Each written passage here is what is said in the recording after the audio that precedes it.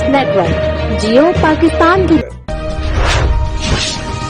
رخ کریں گے ننکانہ صاحب کا، جہاں وفاقی وزیر داخلہ بریگیڈیئر اعجاز احمد شاہ کے بھائی پیر طارق احمد شاہ کی نماز جنازہ ان کے آبائی گاؤں نبی پور پیرا میں ادا کر دی گئی۔ نماز جنازہ میں وکلاء، سیاسی و سماجی شخصیت سمیت ضلع انتظامیہ کے افسران نے شرکت کی۔ مرحوم پیر طارق احمد شاہ ڈسٹرکٹ بار ننکانہ صاحب کے صدر بھی تھے۔